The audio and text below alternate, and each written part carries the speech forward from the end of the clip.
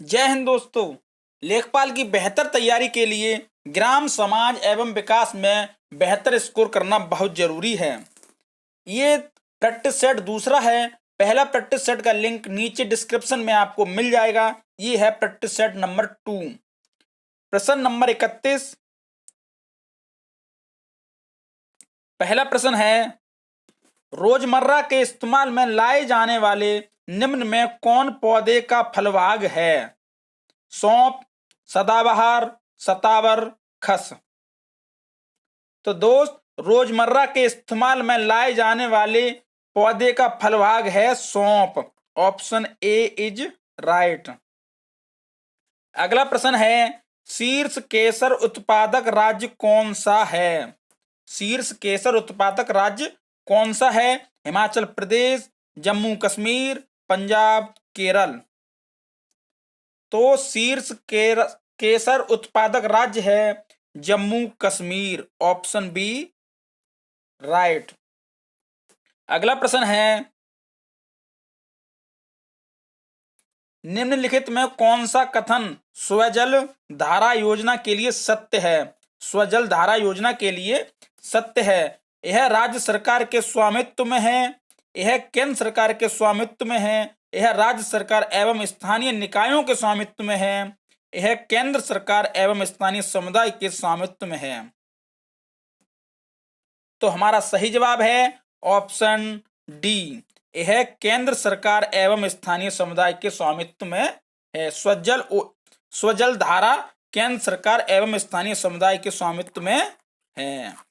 अगला प्रश्न है, सामूहिक कृषि का प्रचलन सर्वप्रथम किस देश में शुरू हुआ? चीन, भारत, पूर्वी सोवियत संघ, क्यूबा।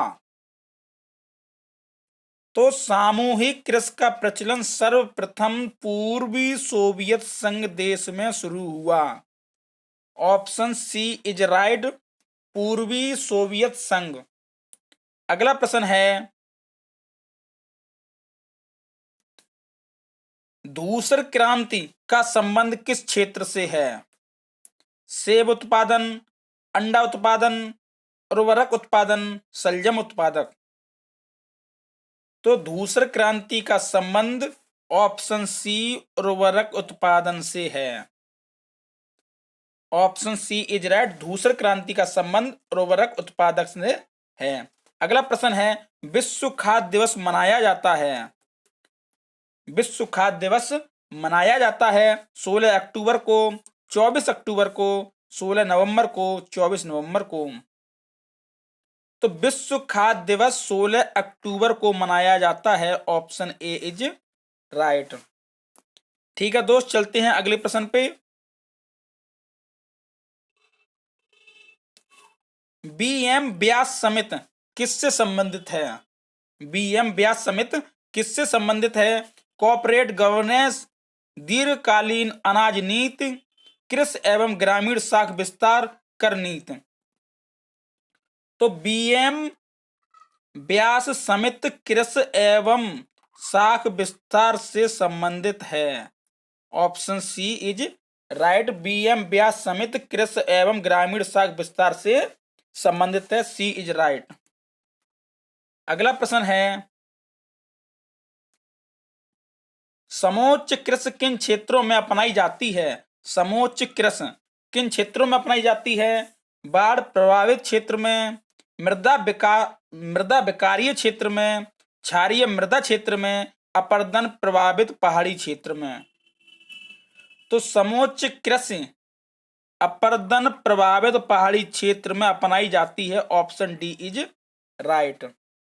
समोच्च कृषि अपरदन प्रभावित पहाड़ी क्षेत्र में अपनाई जाती है। अगला प्रश्न है, लक्षित सार्वजनिक वितरण प्रणाली, लक्षित सार्वजनिक वितरण प्रणाली में गरीबी रेखा के नीचे आने वाले परिवारों के निर्धारण का मानक क्या है? जिनकी वार्षिक आय 15,000 से कम है, जिनकी वार्षिक आय 10,000 से कम है, जिनकी वार्षिक आय 5,000 से कम है, या जिनकी वार्षिक आय का पता ही नहीं है।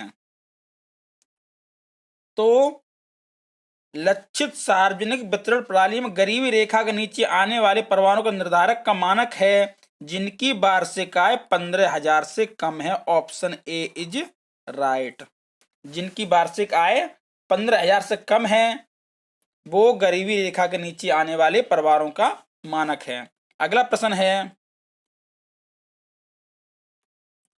केंद्र सरकार द्वारा कृषि मजदूर सामाजिक सुरक्षा योजना, कृषि मजदूर सामाजिक सुरक्षा योजना की शुरुआत की गई थी 1 अप्रैल 2001 को, 1 मई 2002 को, 1 जुलाई 2001 को, 1 मार्च 2002 को। तो कृषि मजदूर सामाजिक सुरक्षा योजना 1 जुलाई 2001 को शुरू की गई थी। Option C is right. कृषि मजदूर सामाजिक सुरक्षा योजना 1 जुलाई 2001 को शुरू की गई थी। अगला प्रश्न है,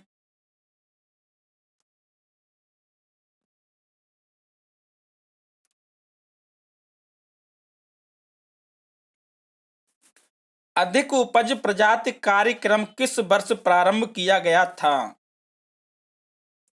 1964 से 1965, 1965 से 1966, 1966 से 1967, 1955 से 1956। तो अधिक उपज प्रजाति कार्यक्रम 1965 से 1966 वर्ष प्रारंभ किया गया था। 1965 से 1966 में प्रारंभ किया गया था अधिक उपज प्रजाति कार्यक्रम। ठीक है दोस्त, चलते हैं अगले सवाल पे, अगले प्रश्न पर। राष्ट्रीय कृषि अनुसंधान परियोजना, राष्ट्रीय कृषि अनुसंधान परियोजना की स्थापना कब की गई थी? 2001 को, 1999 को, 1995 में, 1988 में। तो राष्ट्रीय कृषि अनुसंधान परियोजना की स्थापना 1988 में की गई थी। Option D is right. 1988 में राष्ट्रीय कृषि अनुसंधान परियोजना की स्थापना की गई थी। अगला प्रश्न है, नाबार्ड एक शीर्ष वित्तीय संस्था है जो बनी है व्यापार एवं उद्योग विकास हेतु, ग्रामीण बैंकिंग के विकास हेतु, कृषि एवं ग्रामीण क्षेत्रों के विकास हेतु, निर्यात विकास हेतु।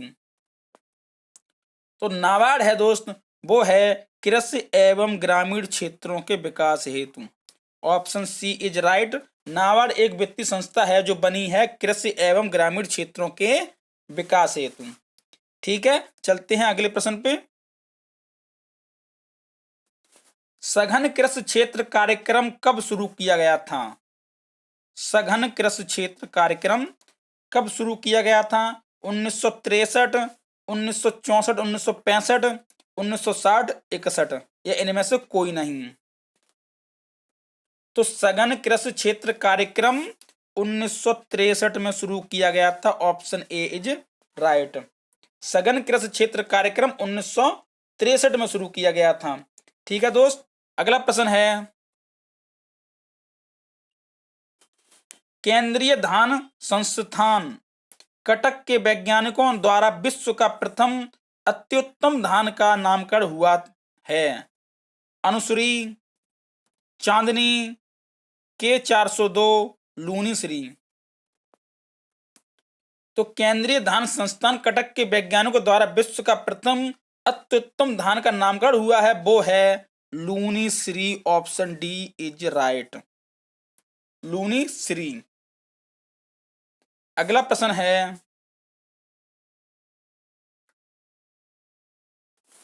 केंद्रीय आलू अनुसंधान संस्थान कहाँ स्थित है? केंद्रीय आलू अनुसंधान संस्थान कहाँ स्थित है? हिमाचल प्रदेश, कुफरी, शिमला, धर्मशाला। तो केंद्रीय आलू अनुसंधान संस्थान स्थित है कुफरी में। Option C is right. केंद्रीय आलू अनुसंधान कुफरी में स्थित है। Option C is right. अगला प्रश्न है, अंग्रेजों द्वारा सर्वप्रथम कहवा बागान लगाए गए थे? अंग्रेजों द्वारा सर्वप्रथम कहवा बागान लगाए गए थे? चिकमंगलूर जनपद में, कुर्ग जनपद में, नीलगिरी जनपद में, वायनाड जनपद में। तो अंग्रेजों द्वारा सर्वप्रथम कहवा बागान लगाए गए थे चिकमंगलूर जनपद में। Option A is right. चिंग न चिकमंगलूर जनपद में सर्वप्रथम अंग्रेजों द्वारा कहवा बाग लगाए गए थे। अगला प्रश्न है, पूंजीवादी खेती किन देशों में प्रचलित है? पूंजीवादी खेती किन देशों में प्रचलित है? रोमानिया एवं पोलैंड, ब्रिटेन एवं संयुक्त राष्ट्र अमेरिका, यूक्रेन एवं अर्मीनिया, या ये सभी? तो पूंजीवादी खेती दोस्त ब्रिटेन एवं संयुक्त राष्ट्र अमेरिका, ब्रिटेन एवं संयुक्त राष्ट्र अमेरिका में प्रचलित है। Option B is right. अगला प्रश्न है, बाढ़ में प्रभावित क्षेत्रों में किस प्रकार की खेती पाई जाती है? बाढ़ में प्रभावित किस प्रकार की खेती की जाती है? दियारा खेती, तर खेती, तैरती खेती, आर्द्र खेती। तो बाढ़ में प्रभावित क्षेत्रों में ऑप्शन ए दियारा खेती, दियारा खेती की जाती है। बाढ़ में प्रभावित क्षेत्रों में दियारा खेती की जाती है। Option A is right. अगला प्रश्न है, कृषि लागत एवं मूल्य आयोग की स्थापना हुई थी 1965 में, 1975 में, 1980 में, 1991 में? तो कृषि लागत एवं मूल्य आयोग की स्थापना ऑप्शन ए 1965 में हुई थी। Option A is right. 1965 में कृषि लागत एवं मूल्य आयोग की स्थापना हुई थी। अगला प्रश्न है, निम्नलिखित भारतीय राज्यों में किस एक का कुल वन क्षेत्र न्यूनतम है? सिक्किम, गोवा, हरियाणा, केरल। तो भारतीय राज्यों में कुल वन क्षेत्र का सबसे न्यूनतम है ऑप्शन ए सिक्किम का। Option A is right. Sikkim राज्य का कुल वन क्षेत्र सबसे न्यूनतम है। ठीक है दोस्त। अगला प्रश्न है, संसार का सर्वाधिक सब्जी उत्पादक राष्ट्र कौन सा है? चीन, भारत, संयुक्त राष्ट्र अमेरिका, या रूस? तो संसार का यानी विश्व का सर्वाधिक सब्जी उत्पादक राष्ट्र है ऑप्शन बी हमारा भारत। विश्व का सर्वाधिक सब्जी उत्पादक राष्ट्र है हमारा Bharat. Option B is right. अगला प्रश्न है,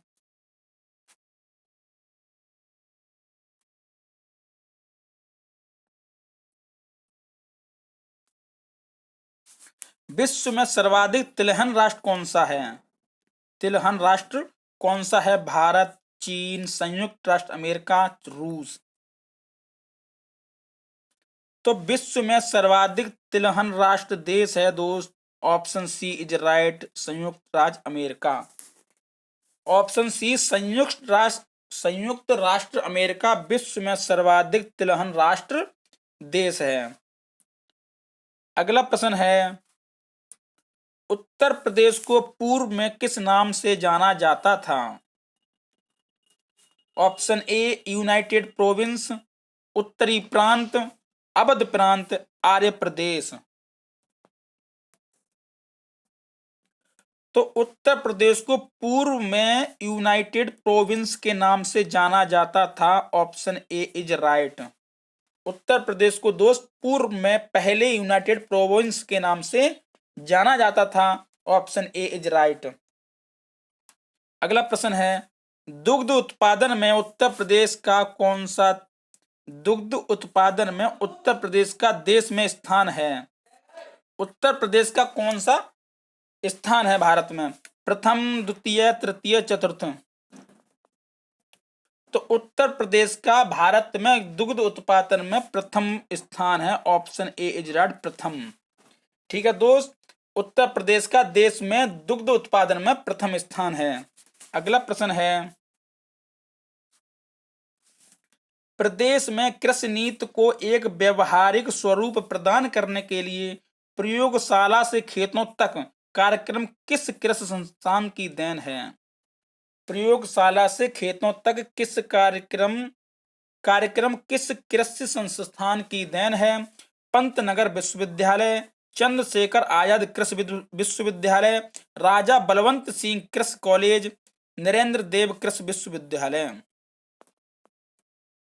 तो प्रयोगशाला से खेतों तक ये कार्यक्रम संस्थान की देन है पंतनगर विश्वविद्यालय।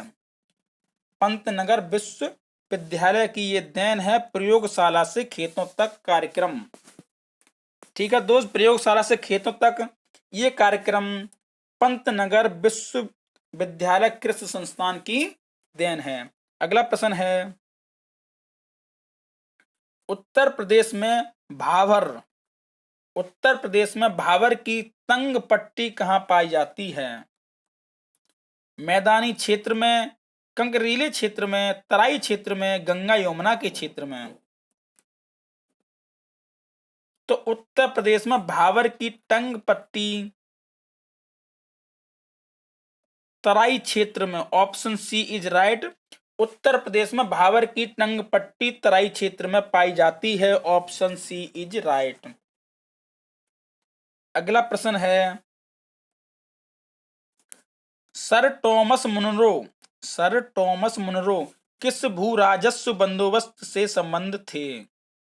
स्थायी बंदोबस्त, माहलवाड़ी बंदोबस्त, रैयतवाड़ी बंदोबस्त, उपरोक्त में से कोई नहीं। तो sir Thomas Munro, option C, ryotwari बंदोबस्त से संबंधित थे। Option C is right, ryotwari बंदोबस्त से सर टॉमस मुनरो संबंधित थे।